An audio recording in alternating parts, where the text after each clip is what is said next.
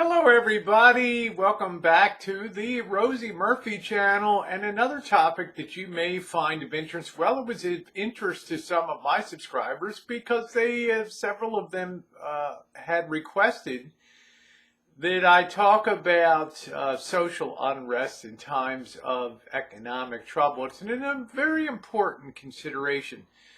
I think we've reached this point in the COVID-19 pandemic where we understand that things will not be returning to normal anytime in the short term, measured by a period of a month or two, and possibly over the intermediate term throughout the summer of 2020. We just don't know. We don't know. This is a novel virus, which means it's not been seen before, so its behavior is unknown. It could be erratic, it could be a simple, it disappeared. We just do not know. And vaccinations, of course, take time, and viruses have this nasty little habit of mutating too and changing into things. It's like hitting a moving target when you're trying to develop a vaccine, and it's very challenging. In the meantime, obviously, social distancing has been having a good effect in terms of keeping the rates of infection down. The question becomes, how long can you maintain social distancing, especially in what's essentially, save a few states, a nationwide lockdown. And in Ohio recently, you've seen people start to picket outside of the Capitol building, demanding that the limitations start to be lifted. And we could see more of that. But let's consider more where I don't think much of the protest will be centered on the health matter. I think it'll be centered more on the employment matter. We have a core of young people, much smaller than in prior generations, because the population of younger people is declining relative to the older population. But we're now in a situation where we can envision typical resort summer jobs in places like Southern California or on the coastal resorts from Maine down to the Carolinas and even down to Florida are big traditional hirers of summer employees, especially young people, men and women. So we just don't know.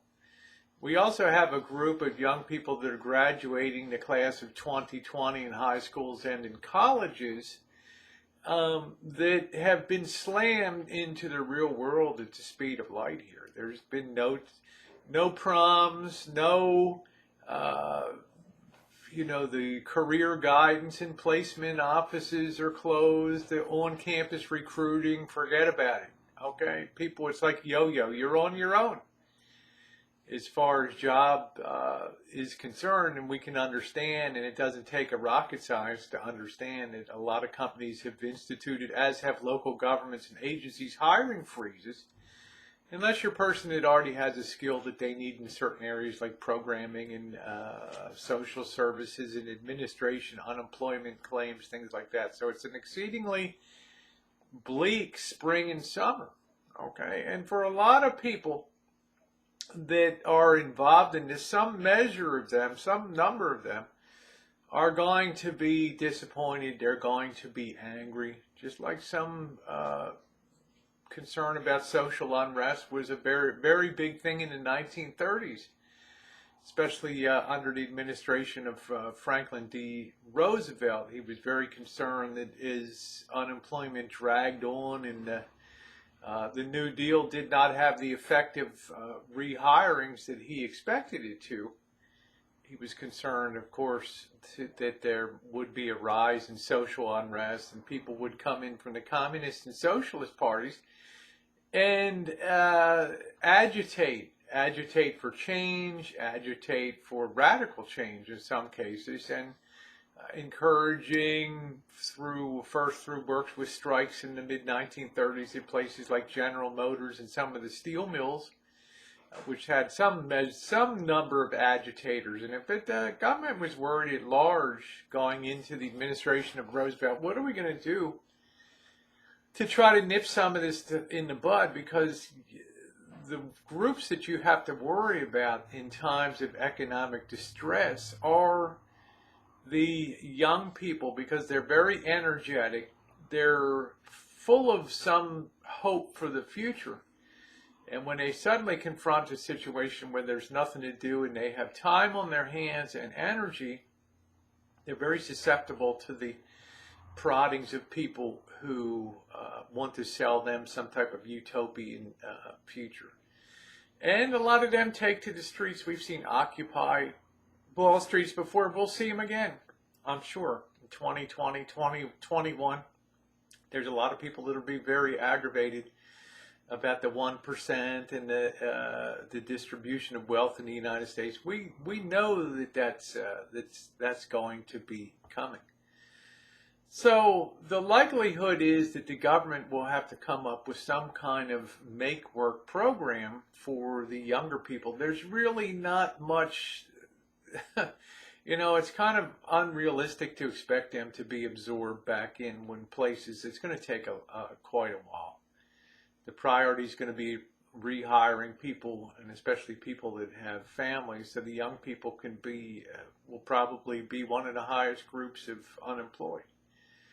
Roosevelt did one brilliant thing in the 1930s. When he came into office in March of 1933, one of his first programs he created in the 100 Days legislation, that flurry of legislation to create all of these alphabet organizations, the NRA, the Civilian Conservation Corps, was the Civilian Conservation Corps.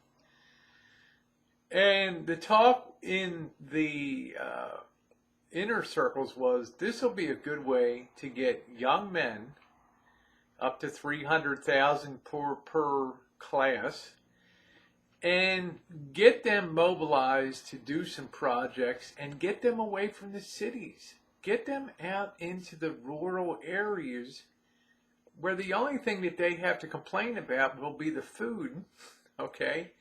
And there will be Army supervision of these camps, not in some overbearing way, but in case things got out of line or somebody pitched a fit, the Army would be there to restore order. The upside was you had a lot of young guys who found themselves with skills, they found themselves with confidence, and they found themselves with better health than they ever enjoyed in the urban areas that many of them came out of.